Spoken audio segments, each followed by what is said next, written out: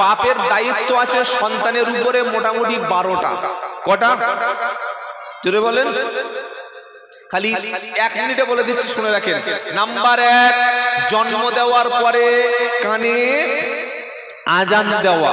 2 number, ছেলের যখন 7 দিন, 14 দিন, 21 দিন বা 41 দিন এর মধ্যে বেটা ছেলে হলে 2টো ছাগল, মেয়ে ছেলে হলে মিনিমাম 1টা দিয়ে আকিকা করা।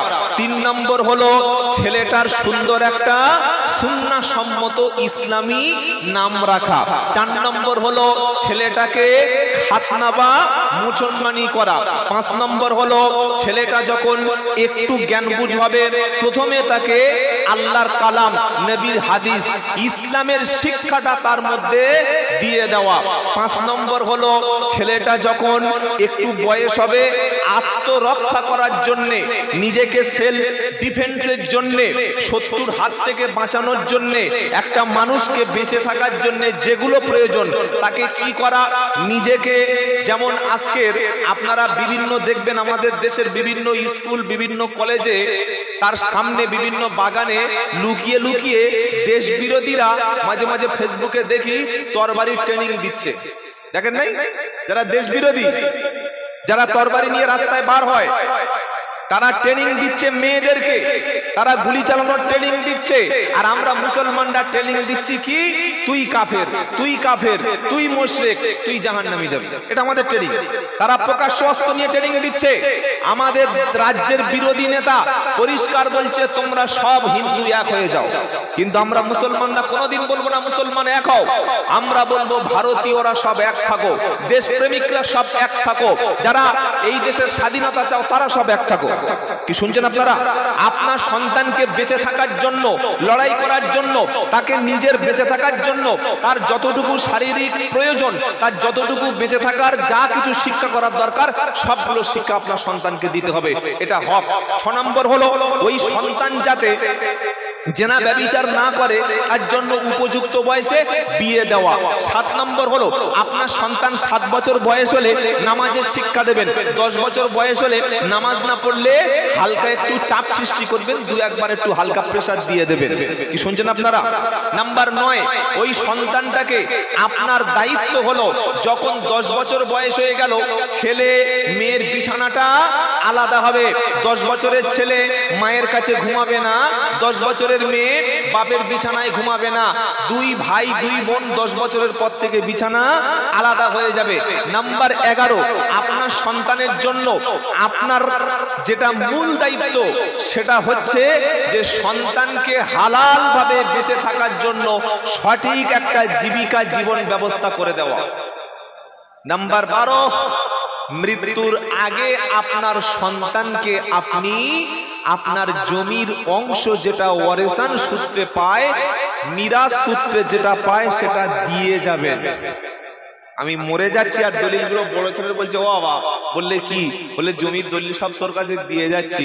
আমার মনে সময় হয়ে গেছে, বাবা তুই তোর ভাই বোনদের জমি ভাগ করে দিস, দেবে? বেশিরভাগ মানুষ বেইনসাফি করে। 2-1 জন ভালো মানুষ হয়তো আল্লাহওয়ালা, আল্লাহর দিকে ভয় করে, তারা ভাই বোনদের জমিটা ঠিকঠাক ভাগ করে। আর বেশিরভাগ লোকগুলো দলিল চেপে দিয়ে ভালো ভালো জমিগুলো নিজের নামে অল্প 2-1 কাঠা ভাইদের নামে দেয়, আর বোন মানে ওর জমি পাওয়ার কোনো অধিকার নাই। বউরা বলছে এই দেখো, বললে কি খবরদার ওসব কাজ করো না, তোমরা 4 ভাই সারা জীবন বাপের টেনেছো, সারা জীবন ডাক্তার দেখিয়েছো, বোনেরা জয়ী পাবে কেন? বোনেরা পাবে কেন? ওরা আসছে যাচ্ছে খাচ্ছে, এর চাইতে আবার কি বেশি আছে? সে ওই পাড়ায় দেখো, ওরা বোনদের দেখে, তুমি তো দেখছো।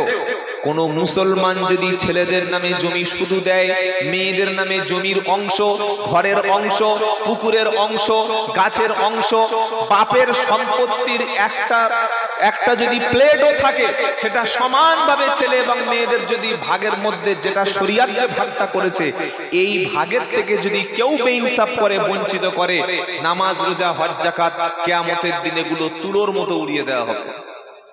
কথা মনে থাকবে ইনশাআল্লাহ।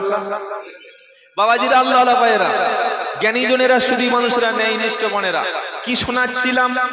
আল্লাহর নবী সাল্লাল্লাহু আলাইহি ওয়াসাল্লাম ব্যাংক তৈরি করলেন গরিব, এতিম, মিসকিন, দুস্থ, অসহায়দের পাশে দাঁড়ানোর জন্য। নামাজ যেমন ইবাদত, রোজা যেমন ইবাদত, হজ যেমন ইবাদত, সাদকা যেমন ইবাদত, এতিম আর মিসকিনদের সহযোগিতা করা তেমন একটা সওয়াবের কাজ। জোরে বলুন সুবহানাল্লাহ। মানুষ জাহান্নামে যাবে, অনেকগুলো কারণ আছে, তার মধ্যে সূরা মুদ্দাসসিরের কারণ রয়েছে 4টে। কটা বললাম? জোরে বলেন। এই 4টি কারণের মধ্যে যদি একটা কারণ আপনার হয়ে যায়, একটা ভুল আপনার হয়ে যায়, তাহলে আপনার জায়গা কিন্তু জাহান্নাম। বললে হুজুর কি কারণ একটু বলুন। আমি বলবো না, আল্লাহর কালাম থেকে শুনে নিন। তাহলে আগের বক্তব্যটা কি বলছিলাম? আমাদের পরিচয় কি হতে হবে? পরিচয় কি? মুসলমান। মনে আছে তো? আর কবরে তাহলে কি বলে দিল? 3টি উত্তর। আমার আল্লাহ হলেন, রব হলেন আল্লাহ, রাসূল হচ্ছেন নেতা, আর দ্বীন হলো ইসলাম। ব্যাস। এবার কবরে যেই প্রশ্নটা বলে দিল, তখন জান্নাতের ফেরেশতারা সন্তুষ্টি হয়ে ডান দিকে বাম দিকে সামনে পিছনে যতদূর তাকাবে ততদূর তার কবরটা প্রশস্ত করে দিল। জোরে বলুন সুবহানাল্লাহ। যখন কবরটা প্রশস্ত হয়ে গেল, ফেরেশতারা জান্নাতের সঙ্গে কবরের একটা সুন্দর দরজা জানালা খুলে দিল, আর জান্নাতের শান্তি সুখ কবরে দিয়ে দিল, এবং সুন্দরভাবে তাকে ঘুম পাড়িয়ে দেয়া হলো। সুবহানাল্লাহ বলতে ইচ্ছা করে না? এই ঘুমটা কিন্তু আর ভাঙবে না ভাই। যারা ঈমান নিয়ে মারা গেছে তারা কবরে শান্তিতে ঘুমিয়ে থাকে, আর তাদের রূহটা কোথায় যায়? কি গো, কোথায় যায়? ইল্লিন। রূহটা কোথায় যায়? ওয়ামা আদরাকা মা ইল্লিয়ুন। নবীকে ইল্লিন সম্পর্কে জিজ্ঞাসা করা হলো। ইল্লিনটা হচ্ছে আল্লাহর আরশের নিচে মুমিনদের রূহ থাকার স্থান। জোরে বলুন না সুবহানাল্লাহ। বান্দা কবরে শান্তিতে ঘুমিয়ে গেল। হাসরের ময়দানে যেদিন ইসরাফিল আলাইহিস সালাম বাঁশি নিয়ে দাঁড়িয়ে আছেন, ফুৎকার দেবে, সেদিন কবর থেকে সবাই উঠবে। আল্লাহ পাক শোনাচ্ছে, ঈমানদার মুমিন ব্যক্তি কবর থেকে যখন তার ঘুম ভাঙবে, ঘুম ভাঙার পরে প্রথম বলবে, ইয়া ওয়াইলানা মান বাআসানা মিন মারকাদিনা হাদামা ওয়াদার রহমানু ওয়াসাদাকাল মুরসালুন।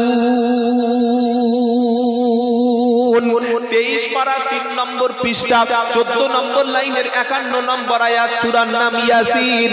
যে ইয়াসিন শরীফটা প্রত্যেক দিন আমরা তেলাওয়াত করি। আল্লাহ বলছেন, ঈমানদার মুমিন ব্যক্তি যেদিন কবর থেকে উঠবে বলবে, ইয়া ওয়াইলানা ইয়াকুলুনা ইয়া ওয়াইলাতানা। তখন ঈমানদার ব্যক্তি বলবে, হায় আফসোস, কে আমার ঘুমটা ভাঙালো। আমি এত সুন্দর ঘুমিয়েছিলাম, এত সুন্দর আমার ঘুমটাকে ডিস্টার্ব করলো। আল্লাহ পাক বলবে, হাদামা ওয়াদার রহমান। এটা হলো আল্লাহর প্রতিশ্রুতি। এটা আল্লাহ প্রতিশ্রুতি দিয়েছিল কিয়ামত হবে। সেই কিয়ামতটা শুরু হয়েছে। কবরে কিন্তু চিরস্থায়ী থাকার জায়গা না। একটা রূহের জগৎ, একটা কবরের জগৎ, আর একটা রূহের জগৎ, একটা আখিরাতের জগৎ, একটা দুনিয়ার জগৎ। জগৎ কটা? জোরে বলেন। 3টি। একটা হলো রূহের জগৎ, যে জগতে আমরা সৃষ্টি হয়েছি সকলে একদিনে একই সময়। আল্লাহ তাআলা সমস্ত রূহকে আমাদেরকে দুনিয়ায় আসার আগে যখন সৃষ্টি করেছিলেন, সমস্ত রূহের সামনে আল্লাহ সেদিন প্রশ্ন করেছিলেন, আলাস্তু বিরাব্বিকুম, আমি কি তোমাদের রব নই? আমি কি তোমাদের প্রভু নই? সেদিন সবাই এক বাক্যে স্বীকার করেছি, ক্বালু বালা। কি বলেছি বাবা? এই ধরুন, বড় ছেলেটার বয়স কারোর 15 বছর, মেজো ছেলেটার বয়স কত হবে? 15 বছর হবে না, আরো 2-4 বছর কম হবে। মিনিমাম তো 1 বছর কম হবে, তাই তো? না 6 মাসের মতো তো আর হবে না। কি গো? তো ছেলে আসছে, বড়, মেজো, ছেলে, সোজো, এরাও ছেলে হয়। কিন্তু রূহের জগতে আমরা ছিলাম সবাই এক। সবাইকে এক জায়গায় রেখে আল্লাহ সেদিন প্রশ্ন করেছিলেন। সব হিন্দু, খ্রিস্টান, ইহুদি, বৌদ্ধ, নাসারা, মুসলিম, কাফের, মুশরিক সবাইকে সামনে রেখে প্রশ্ন করেছিলেন, আলাস্তু বিরব্বিকুম, আমি কি তোমাদের প্রভু নই? এখন হয়তো অস্বীকার করছি, সেদিন আমরা কি বলেছিলাম? কলু বালা। কি বলেছিলাম? কলু বালা। যখন বললাম কলু বালা, আল্লাহ বললে ঠিক আছে তাহলে তোরা আবার পালা। তবে যে কলু বালা আল্লাহ আমাদের রব, এটা স্বীকার করলি, এটা যেন মৃত্যু পর্যন্ত কথার উপরে ঠিক থাকে, কথা ঠিক থাকে। কি গো, আমরা তো 2 নম্বরই করি। 3 লাখ টাকা জমির দাম ঠিক হয়ে গেছে, ডিসেম্বরের 22 তারিখে রেজিস্ট্রি হবে অফিসে। তার 2 দিন পরে এশার নামাজের পরে জয়নাল বলছে, ও ভাই, বলে কি? বলে তোমার ওই জমিটা 10 কাঠা ক টাকা বিক্রি করছো? কেন? না 3 লাখ টাকা সেই হাফিজুল ঠিক করে গেছে। 3 লাখ? এত দামি জমি 3 লাখ টাকা? বললে আমি যদি 4 দিই তুই নিবি নাকি? হ্যাঁ, তোমার ভাবি বলছিল 4 দিবি। বললে হ্যাঁ। বললে কাজ কর, আধার কার্ড, প্যান কার্ড আর যত ডকুমেন্টস সব পাঠিয়ে দে। তো বলে তুমি কারোর কাছে কথা দাওনি তো? বললেও আমি ঠিক করে নেবো। ও আমি কি করে নেবো? ঠিক করো। এরকম চিটিং বা চিন্তা করে মুসলমান। 1 লাখ টাকা বেশি পাওয়ার জন্য, 50,000 টাকা বেশি পাওয়ার জন্য জমি কথা দিয়ে, কথা খেলাপ করে অন্য লোকের কাছে জমি দেয়। এই রকম মুসলমান, নট মুসলমান, মুসলমান আমাদের সমাজে আছে না? নাই। একটা দুটো আছে, তাই তো? শত শত। কি আছে বলুন? যার জবানের ঠিক নাই সে মুসলমান তো নয়। যার ওয়াদা খেলাপ করে, প্রতিশ্রুতি ভঙ্গ করে, সে মুসলমান দাবি করে কি করে? 6 মাস আগে থেকে জলসার ডেট লিখেছে, হ্যান্ডবিলের নাম হয়ে গেছে, প্রচার হয়ে যাচ্ছে, হঠাৎ জলসার দিন বলল শরীর খারাপ, বলে না? হ্যাঁ, সকালবেলা ফোন বন্ধ, সকালবেলা ফোন তোলে না। আগে জানতাম মেয়েদের শরীর খারাপ হয়, এখন জলসার লাইনে এসে দেখছি বক্তাদেরও শরীর খারাপ হয়। কি গো, এবার ছেলেরা কোথায় যাবে? ছেলেদের পিঠে তো চামড়া উড়ে যাবে। আমাদের হুজুর আনিয়ে কেন? ওই বক্তাটা আমরা বলবো না, বলবে না। প্রায় জায়গায় এই অভিযোগটা আসে, ফোন করে। এই তো ফজরের সময় বাড়িতে প্রায় দিন ঢুকি, সকালে উঠে দেখি ফজর পরে একটু ঘুমোতে হয়, কারণ ওই ছাড়া তো সময় নেই। 18, 20, 22, 25, 30, 50টা করে মিসড কল। ঘুরি একটা করে কল করলাম, কি ভাই? বললে হুজুর এটা বক্তা। বললাম আজকে জলসা, আজকের বক্তা? বললে আমাদের ওই বক্তার শরীর খারাপ। পাকা মিথ্যা কথা। খবর নিয়ে দেখো, তোমরা 10 দেবে বলেছিলে, হুগলিতে 20,000-এর অফার এসছে, মেদিনীপুর থেকে 25 দেবে বলেছে। শরীর খারাপের নাম করে হুগলি আর মেদিনীপুর জলসাটা করে থুতু দিয়ে টাকা গুনে নিয়ে বাড়ি চলে এসেছে। আমি আব্দুল্লাহ জুবায়ের বলছি, শোনো, যদি কোনো বক্তা, যদি কোনো হুজুর, যদি কোনো ওয়াইজিনের মধ্যে টাকার লোভ থাকে, টাকা এত না দিলে যাব না, 1 টাকা কম দিলে দাওয়াত নিচ্ছি না, বুঝতে হবে সেই লোকটা দিন প্রচার করতে আসেনি, নিজের পেটের দায়ে এসছে, নিজের আখেরাত গোছাতে এসছে, নিজের দুনিয়ার জন্য এসছে, দুনিয়ার স্বার্থে। অথচ প্রত্যেকটা হাক্কানি ওলি, প্রত্যেকটা আল্লাহর ওলি, প্রত্যেকটা পীর বান্দা, প্রত্যেকটা নবী মানুষের কাছে দাওয়াত দিয়েছিলেন, ওয়াজ করেছিলেন আল্লাহকে রাজি এবং খুশি করার জন্য। জোরে বলুন সুবহানাল্লাহ। অনেকে বলবেন হুজুর আপনি টাকা চান না। আমি ওয়ান ক্যামেরায় বলছি, কেউ যদি চ্যালেঞ্জ করতে পারে আমার কাছে যে এত টাকা না দিলে যাবে না, এটা যদি প্রমাণ করতে পারে, আমি তওবা করে আপনার সামনে জীবনে আর কোনোদিন ভাঙড় এলাকায় আসবো না। আমি ওটা বলি না যে আপনি ভাই খুশি করে যেটা দেবেন আলহামদুলিল্লাহ। এই যারা কমিটি আছে জিজ্ঞাসা করে দেখুন আমি টাকা চেয়েছি কিনা। কেন টাকা চাইবো? রুজির মালিক তো জলসা কমিটি নয়, রুজির মালিক তো ভাঙড়ের লোক নয়, রুজির মালিক তো মসজিদ কমিটি নয়, রুজির মালিক তো আমার কোনো চাকরি নয়। আমার কি রুজি হবে সেটা ঠিক করে রেখেছেন কে? আল্লাহ। আর আমি যদি এক রাতে 20, 25, 30,000 টাকা কামাই করি, আমার তো 450 সুগার। অনেক মানুষের বক্তাদের তো হার্টের সমস্যা, কারোর ব্রেনের সমস্যা, কারোর এই কিডনি খারাপ, তো খেতে তো পারবি না। খেতে পারবি? এই উত্তর 24 নাম করা বক্তা ছিল, নাম বলবো না, জলসা করে করে 50 বিঘে জমি কিনেছে, 50 বিঘে। হ্যাঁ, বিখ্যাত বক্তা, দাড়ি পেকে গেছে। 5 বছর পরে দেখলাম ওনার কিডনি দুটো শেষ। এই কিডনি চিকিৎসা করতে করতে সব জমি বিক্রি করে দিয়ে এইবার শেষে কি করলো, একদিন ফেসবুকে দেখি বলছে যদি কেউ জাকাত দেয় আমাকে দিতে পারে, আমি নেব। এটা আমাদের চোখের সামনে। আল্লাহর কসম করে বলছি, প্রত্যেকটা আলেম ওলামা, পীর সাহেব পীরজাদা, মুফতি সাহেব মুফতিজাদা, যত বক্তা আছে বা আছেন বা যারা খেদমত করেছেন, যে বক্তার উদ্দেশ্য আল্লাহ খুশি করব, মানুষের কাছে সত্যটা তুলে ধরব, কোরআন সুন্নাহ অনুযায়ী কথা বলবো, মানুষ কি দেবে সেদিকে আমরা লক্ষ্য করব না, টাকা কম দিলে আমি যাব না এরকম না, বরং আল্লাহ আমার কাছে আমানত রেখেছিলেন, সেই আমানতটা আমি পৌঁছে দিতে এসেছি। এই উদ্দেশ্য করে কোনো বক্তা যদি বাড়ি থেকে বার হয়, ইনশাআল্লাহ তার কথায় মানুষ পরিবর্তন হবে ইনশাআল্লাহ। বলেন ইনশাআল্লাহ। আল্লাহর নবীর ইন্তেকালের করার পরে, নবী তো কোনোদিন ভাঁড়ে আসেনি, এসেছে? নবী কোনোদিন ভাঁড়ে আসেনি, মালয়েশিয়ায় যায়নি, বাংলাদেশে যায়নি, আফগানিস্তানে যায়নি, ইরানে যায়নি, নবী কোনোদিন পাকিস্তানে আসেনি, নবী কোনোদিন আমেরিকায় আসেনি, কানাডায় অস্ট্রেলিয়ায় যায়নি। অথচ Canada, Australia, German, Holland, China, Russia, Finland, পৃথিবীর প্রত্যেকটা দেশে মুসলমান আছে না নাই? জোরে বলুন না। তাহলে নবী যখন গেল না, কি করে মুসলমান হলো? নবী তো ইন্তেকাল করেছেন 610 খ্রিস্টাব্দে, সোমবার ইন্তেকাল করলো। 610 খ্রিস্টাব্দের পর থেকে আজকের 1400 বছর হয়ে গেছে। কিভাবে ভাঁড়ে ইসলাম আসলো, কিভাবে বাংলাদেশে ইসলাম গেল? নবীর ইন্তেকাল করার পরে ওই দায়িত্বটা পালন করেছে নবীর সাহাবারা। জোরে বলুন। সাহাবারা দায়িত্ব পালন করেছে। আল্লাহ পাক নবীকে বলেছিলেন, এ নবী ইয়া আইয়ুহার রাসূল বাল্লিগ মা উনজিলা ইলাইকা মির রাব্বিক ওয়া ইল্লাম তাফআল ফামা বাল্লাগতা রিসালাতা। 6 নম্বর পারা 18 নম্বর পৃষ্ঠা 9 নম্বর লাইনের 67 নম্বর আয়াত সূরার নাম মাইদা। আল্লাহ বলছেন, হে আমার প্রিয় রাসূল, আপনি প্রচার করুন, আপনি কোরআনের কথাটা মানুষের সামনে তুলে ধরুন, আপনি মানুষের বাড়িতে বাড়িতে গিয়ে, মহল্লায় মহল্লায় গিয়ে, এখানে সেখানে গিয়ে যখন সুযোগ পাবেন আপনি প্রচার করতে থাকুন। কোন প্রচার করবেন, কিসের বক্তব্য করবেন, কোনটা দিয়ে আপনি দিন প্রচার করবেন? মা উনজিলা ইলাইকা মির রাব্বিক, তোমার আল্লাহর পক্ষ থেকে তোমাকে যে কিতাব দেয়া হয়েছে, তোমাকে যে কোরআন দেয়া হয়েছে, সেই প্রচার তুমি করতে থাকো। ওয়া ইল্লাম তাফআল ফামা বাল্লাগতা রিসালাতা, যদি তুমি প্রচার না করো, যদি তুমি বক্তব্য না করো, যদি তুমি কলেমার দাওয়াত দেওয়া বন্ধ করে দাও, তুমি তাহলে নবুয়তের দায়িত্বটা, রিসালাতের দায়িত্ব পালন করলেন না।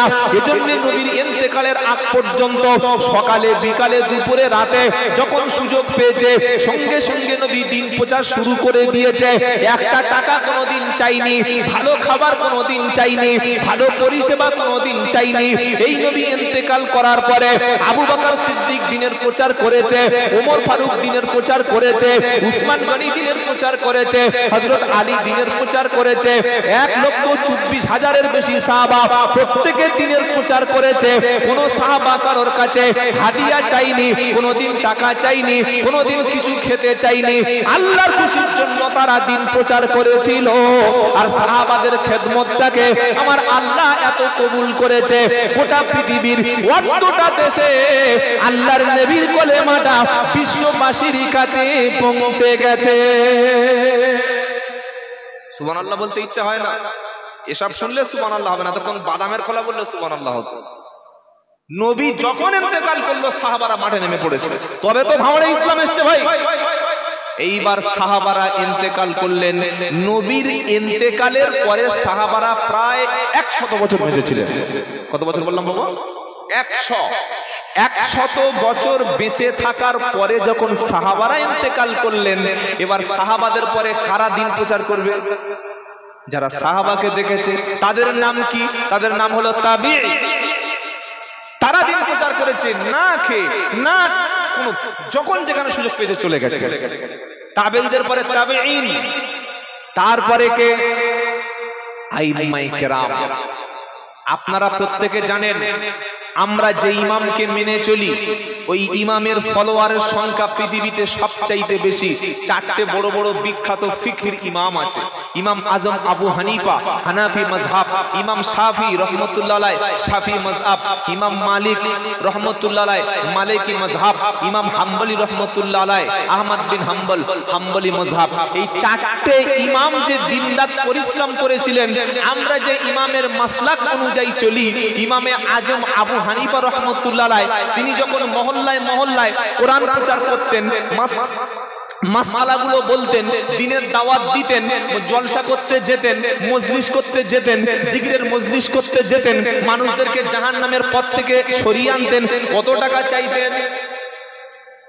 যারা 20, 25, 30 করে চাই, একটু জিজ্ঞাসা করবেন যে আপনি তো বলছেন যে আমি টাকা চাই বা এত টাকা না দিলে যাব না। ইমাম আবু হানিফা রাহমাতুল্লাহ কত টাকা চাইতেন? প্রমাণ চাইবেন, সঙ্গে সঙ্গে দেখবেন মুখটা সুইচ অফ হয়ে গেছে। বরং টাকা চাওয়া দূরের কথা, সেই যুগের যিনি খলিফা বাদশা ছিলেন ইমাম আজম আবু হানিফার পরেজগার, তার তাকওয়া, তার বুদ্ধিমত্তা, তার জ্ঞান, তার ইলমের সমুদ্র দেখে বাদশা বললেন, ইমামে আজম আবু হানিফা, আমরা আপনাকে প্রস্তাব দিচ্ছি, আমার দেশের মধ্যে প্রধান যে বিচারপতি, ওই বিচারপতির দায়িত্বটা আপনাকে পালন করতে হবে। জোরে হবে না? ছেলে খেলা ব্যাপার। প্রধান বিচারপতির দায়িত্ব? হ্যাঁ, কি গো? ইমামে আজম আবু হানিফার কাছে প্রস্তাব আসলো যে আপনি প্রধান বিচারপতির দায়িত্ব পালন করুন। খালি একটা এমএলএ হবে বলে, একটা এমপি হবে বলে, একটা পঞ্চায়েত বোর্ড গঠন করবে বলে, একটা অঞ্চল সভাপতি হবে বলে মুসলমানকে খাচ খাচ খাচ খাচ খাচ খাচ করে কুপিয়ে দিচ্ছে, সে কথা প্রথমেই বলে দিয়েছি। কি গো? আর ইমাম আজম আবু হানিফাকে বলা হলো আপনি প্রধান বিচারপতির দায়িত্বটা নিন। এটা কি ছোটখাটো ব্যাপার? সুপ্রিম কোর্টের প্রধান বিচারপতি ইচ্ছা করলে যে কোনো মুহূর্তে অনেক কিছু আইন, অনেক কিছু পাল্টে দিতে পারে, পারে না? পারে না? হ্যাঁ। ইমাম আজম আবু হানিফা বললেন, না, আপনাদের প্রস্তাব আমি নেব না, আপনাদের এত সুন্দর অফার আমার দরকার নাই। আপনারা দেশ শাসন করছেন, আপনারা ভুল করবেন, অন্যায় করবেন, আপনারা মানুষকে খুন করবেন, আর আমাকে অন্যায়ভাবে রায় দিতে হবে। প্রস্তাব আমি মানতে পারলাম। জোরে বলো না। ইমাম আজম আবু হানিফা যখন মানতে পারলেন না, তাকে কয়েদখানায় বন্দী করা হলো, জেলখানায় বন্দী করে দেয়া হলো। একদিন, দুদিন, 3 দিন, 4 দিন না, বছরের পর বছর জেলখানায় থেকে আমাদের ইমাম আবু হানিফা রহমতুল্লাহ আলাইহি তার মৃত্যুটা হলো, তিনি শাহাদাতের মৃত্যু বরণ করলেন। জেলখানার মধ্যে খাবার দেওয়া হয়, খাবারের একটা পরিমাণ থাকে, প্রত্যেক ব্যক্তির খাবার যখন পরিবেশন করা হয়, ইমামে আজম আবু হানিফা রহমতুল্লাহ আলাইহির সামনে যে খাবারটা দেয়া হলো, ওই খাবারের মধ্যে গোপনে বিষটা মিশিয়ে দেয়া হলো। বিষটা খাওয়ার পরে জেলখানার মধ্যে তিনি শাহাদাত মৃত্যু বরণ করলেন। তারপরেও তিনি দুনিয়ার স্বার্থে, টাকার স্বার্থে, গদির স্বার্থে, রাজনীতির স্বার্থে, কিংবা তিনি প্রধান বিচারপতির স্বার্থে একবারের জন্য তিনি প্রধান বিচারপতির দায়িত্ব গ্রহণ করেনি। কি গো বাবাজিরা, আল্লাহ ভাইরা, আমরা পরিষ্কার বলে দিলাম বাবা 20 লাগবে। এই কথাগুলো, সত্যগুলো তুলে ধরি, এজন্য আমার একটা বদনাম আছে। কি বদনাম? বললে এই আব্দুল্লাহ জুবাইরের সাথে আমরা বক্তব্য করি না। প্রচুর হুজুর আছে আমার সাথে বক্তব্য করার, আর আমার যত বক্তব্য আমি করেছি, আল্লাহ যেগুলো করায়, আল্লাহকে সাক্ষী রেখে বলছি, কুরআন, হাদিস, ইজমা, কিয়াসের বাইরে কোনো কথা আমি বলার চেষ্টা করি না, ইনশাআল্লাহ। বলি ইনশাআল্লাহ, বলি আল্লাহ বলিয়ে না। ইমাম আবু হানিফা চলে গেলেন। ইমাম আহমদ বিন হাম্বল রহমতুল্লাহ হাম্বলি মাযহাবের ইমাম, তাকে দুটো হাত পিছনে বেঁধে দিয়ে সেই দেশের, সেই যুগের জালিম বাদশা মারতে মারতে হাত দুটো ডিসকানেক্টেড হয়ে গেছে। ইমাম বুখারী রহমতুল্লাহ আলাইহি তিনি কিন্তু নিজের মাতৃভূমিতে ইন্তেকাল করেনি, তাকে দেশ ছাড়তে হয়েছে ধর্ম প্রচার করার জন্য। শুনছেন আপনারা?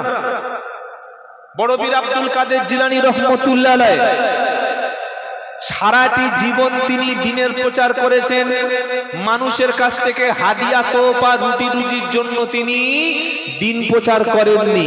খাজা মহিউদ্দিন চিশতি রহমতুল্লাহ আলাইহি, হিন্দের ওলি, হিন্দের সম্রাট, যার দাওয়াতে, যার কলেমা, যার পরিশ্রমে, যার মেহনতে আমরা দ্বীন ইসলাম পেয়েছি, সারা জীবন দ্বীন প্রচার করেছে। কোনোদিন দুনিয়ার কোন সম্পদ তার কাছে দাম ছিল না।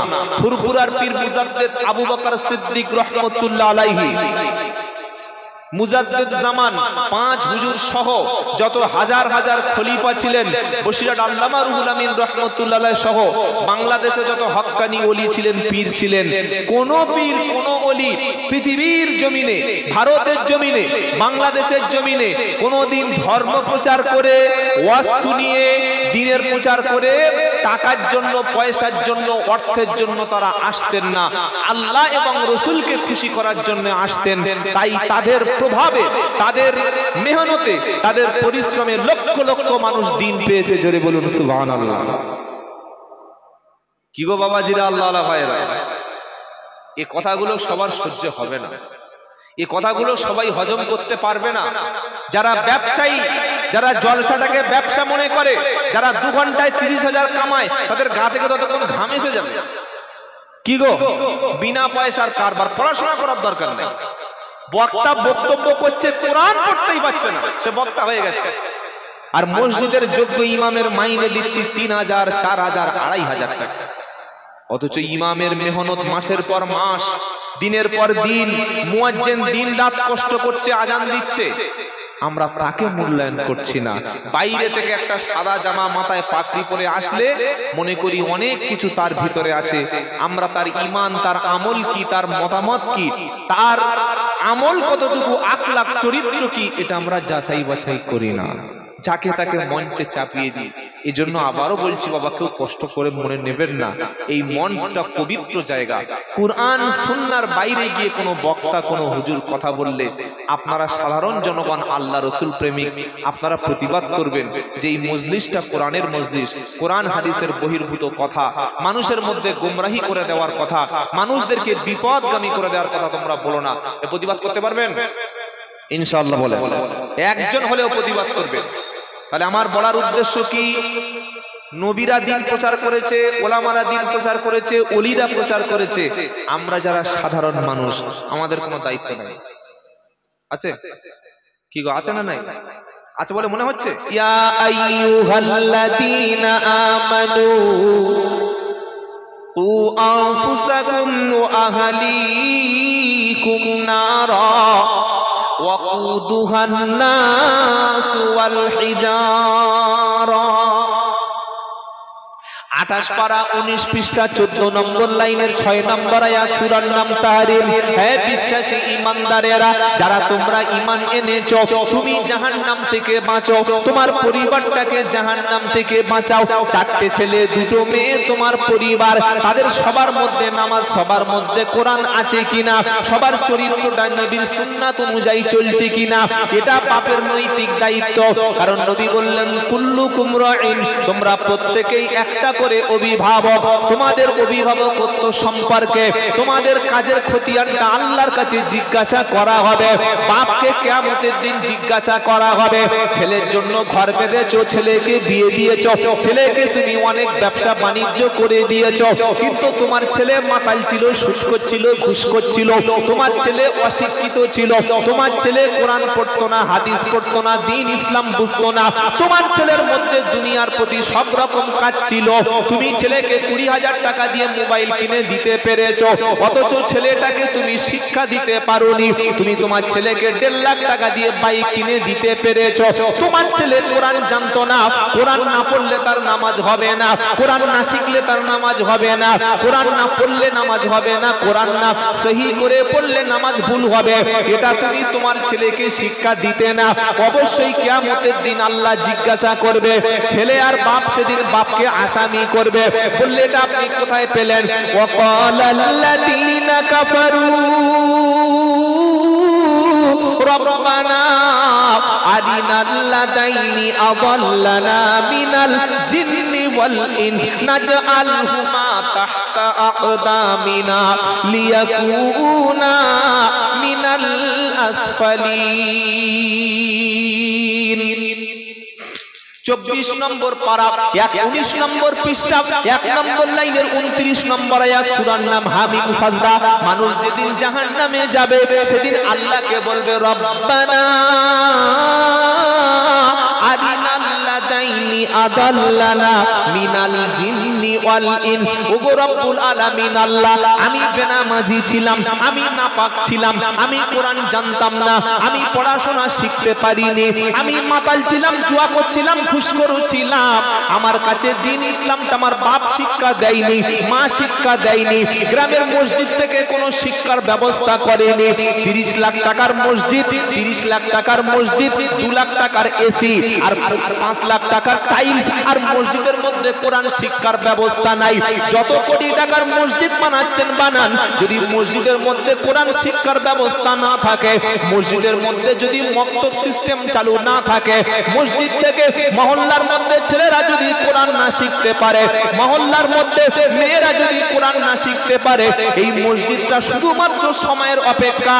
কিছুদিন পরে সমস্ত নামাজি যখন চলে যাবে আর মসজিদে নামাজি পাওয়া যাবে না, আর এই মসজিদটা যে কোনো মুহূর্তে স্পেনের মসজিদের মধ্যে চার্চ গির্জা হয়ে যাবে। স্পেনে এমন মসজিদ আছে 30,000 মানুষ নামাজ পড়তো, সেই মসজিদগুলি থেকে বাইরে থেকে দেখবেন মসজিদের মেহরাব মেম্বার সব আছে, আর ভিতরে দেখবেন যিশু খ্রিস্টের ক্রুশ চিহ্ন এইভাবে দাঁড়িয়ে আছে। কি বলছি বুঝতে পারছেন না? এইভাবে আপনি মনে করবেন মসজিদ, ভিতরে দেখবেন জেসাস ক্রাইস্ট, যিশু খ্রিস্ট। কেন? তারা ইসলামী শিক্ষা, বুনিয়াদী শিক্ষা, কোরআনের শিক্ষা থেকে স্পেনের মানুষ সরে এসেছিল, এই জন্য তাদের এই অবস্থা হয়েছে। লক্ষ লক্ষ টাকা জলসায় খরচ হচ্ছে। আপনি বক্তাকে 2 ঘন্টায় 15, 20, 30 হাজার টাকা দিচ্ছেন, 1000 টাকা কম দিচ্ছে না। হুজুর যদি অখুশি হয় আমার জাহান্নামে যেতে হবে, আর যে ইমামটা আপনাকে নামাজ পড়াচ্ছে ওই ইমাম সাহেবের কাছে আপনার সন্তানকে যে কোরআন শিক্ষা করানো ফরজ, আপনার সন্তানটাকে পাক আর নাপাক কোনটা, জায়েজ আর নাজায়েজ কোনটা, হালাল আর হারাম কোনটা, শিরিক তাওহীদ কোনটা, সুন্নাত বিদআত কোনটা, বৈধ অবৈধ কোনটা, এটা শিক্ষা করানোর জন্য 1000 টাকা যদি ইমাম সাহেবকে দিয়ে বলেন আমার ছেলেকে কোরআন শিক্ষা দিন, ইসলামের শিক্ষাটা আমার 4 বছর 8 বছর 10 বছরের ছেলের মধ্যে দিয়ে দিন, ইমাম সাহেব দেবেন না? দেবেন না? হ্যাঁ বানা একটা বলুন। অথচ এই শিক্ষাটা দেওয়া ফরজ ছিল। তলাবুল ইলমি ফারিজাতুন আলা কুল্লি মুসলিম। সব কথা শুনবে কে আর বলবে কে? কি গো বাবাজিরা, প্রত্যেকটা সন্তানকে কোরআন শিক্ষার কর্মসূচি মসজিদ গ্রহণ করবে। মসজিদ কমিটি যদি বাচ্চাদের মক্তবের শিক্ষার ব্যবস্থা না করতে পারে, মসজিদের ইমাম সাহেবের হাতে সময় যদি না থাকে, ওই ইমামও পাল্টাতে হবে, কমিটিও পাল্টাতে হবে। কাকে মসজিদ কমিটিতে রাখতে হবে? যে কমিটি থাকবে তার দায়িত্ব মহল্লার প্রত্যেকটি বাচ্চা 5 ওয়াক্ত নামাজ যাতে সঠিক শিখতে পারে, নবীর উপরে নাজিলকৃত কোরআন শিখতে পারে, সুন্নাত শিখতে পারে। মসজিদে আজান হয়ে গেছে, জামাতের 15 মিনিট বাকি আছে, আর তাকবীর দেওয়া শুরু হয়ে গেল। 100 মিটারের মধ্যে দূর থেকে আওয়াজ আসছে, কিসের আওয়াজ? ফ্রি ফায়ারের আওয়াজ। দূর থেকে আওয়াজ আসছে, কিসের আওয়াজ? জুয়ার আওয়াজ। দূর থেকে আওয়াজ আসছে, কিসের আওয়াজ? পাশে মোবাইল গেম খেলার আওয়াজ। পাশে মসজিদ নামাজ হচ্ছে, আর পাশে তাসের আড্ডা চলছে। চলছে না? চলে না? এটা আমরা বক্তারা বলে গেলাম। কি বক্তারা কি বললাম? এই মসজিদের পাশে তাস খেলা হচ্ছে, মসজিদের পাশে খেলা হচ্ছে। তো আমি চিল্লে বলে আমার বাজার গরম করে টাকা থুতু দিয়ে গুনে নিয়ে গেলে আমার ব্যবসাটা তো লাভ হলো, কিন্তু মহল্লার মধ্যে কি হলো ভাই? এটার জন্য মসজিদ কমিটির চিন্তা ভাবনা করতে হবে। কমিটি যেমন তেমন লোক থাকার কোনো অধিকার নাই। 4টে গুঞ্জার মধ্যে আছে সে মসজিদ কমিটি থাকবে। হ্যাঁ, এটা আমার কথা নয় বাবা, আল্লাহর কোরআন, পারা নাম্বার 10, পৃষ্ঠা নাম্বার 8, লাইন নাম্বার 9, আয়াত নাম্বার 18, সূরার নাম তাওবা। আল্লাহ কাকে কাকে মসজিদ কমিটি রাখতে বলেছে তারাই থাকবে।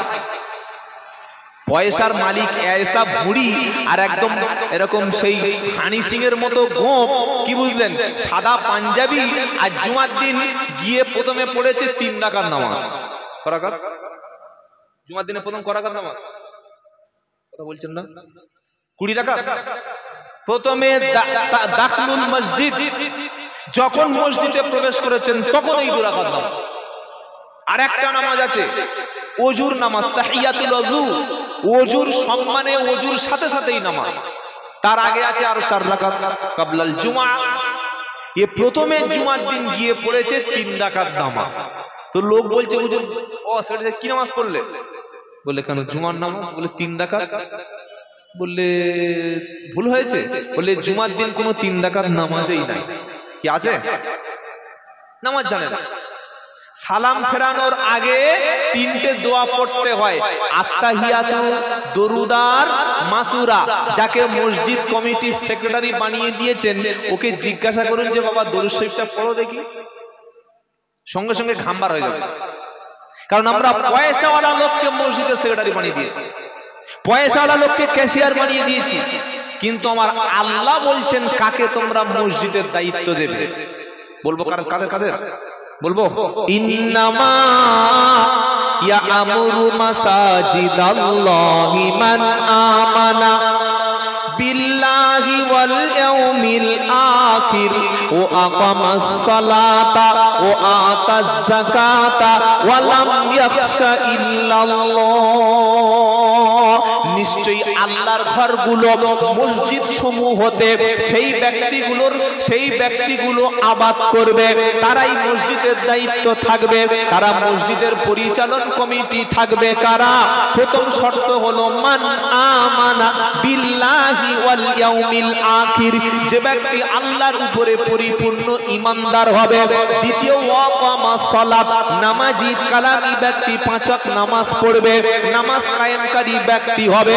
শুধু ঈদের দিনে সাদা পাঞ্জাবি পরে মসজিদের আয় ব্যয়ের হিসাব দেবে, শবে বরাতে মাথায় পাগড়ি পরে মিষ্টি মাথায় করে নিয়ে বিলিয়ে দেবে, এটা মসজিদ কমিটির দায়িত্ব না। দ্বিতীয় ওই ব্যক্তি থাকবে, নামাজি ব্যক্তি ছাড়া মসজিদ কমিটিতে দায়িত্ব পাবে না।